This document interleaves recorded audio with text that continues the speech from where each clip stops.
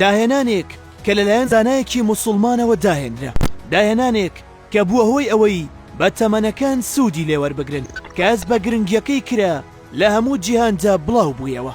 چاویلکە داهێنانەکەی ئیبن هەیسەم، چاویلکە ئەمڕازێکە بۆ ئەو کەسانە بەکار دەهێنرێت کە ئەستی بینینیان لە ئاسایی لاواسترە. هەندێک کەسیش بۆ پارێزگاری چاویان لە تیشکی خۆر و تۆز لە چاوی دەکەن، هەندێکیان لە شوشە دروست دەکرێن، هەندێکیشیان لە پلاستیک.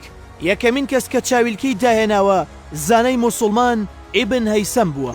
هەرچەندە بیرۆکەکەی لە سەرەتاوە بە هەند وەرناگیرێت، بەڵام چەند ساڵێک دواتر دەتوانێت سەرکەوتوو بێت لە دروستکردنی شوشەیەک کە شتەکانی گەورە دەکرد.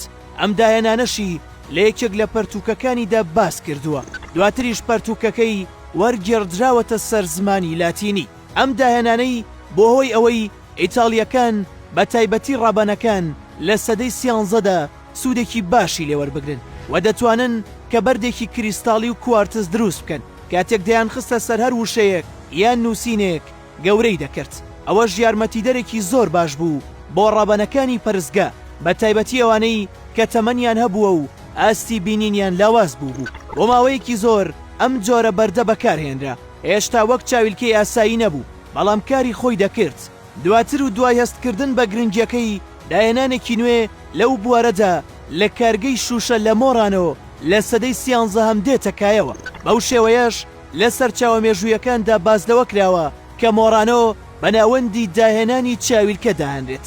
ئەوەی جێگی سەرنجە ئەوەیە کە شوشەچیەکان ڕێگەیان نەدەدا ئەو لێنز و شوشانە بنێرنە دەرەوە، چونکە نهێنی دروستکردنەکەی تایبەت بوو بە ئەوان. تەنانەت شوشەچیەکانیش بۆیان نەبوو بچنە دەرەوەی شارەکەی خۆیان، هەر کەسێکیش لە دەرەوە ئەو کاری بکردایە یاخود پێی بزانرایە ئەوە سزا دەدرا. ئەوەش وای کردبوو کە هەموو جیهان چاویان لەسەر شوشە ئیتاڵیەکان بێت، چونکە شوشەی سپی پێویست بوو بۆ دروستکردنی چاویلکە.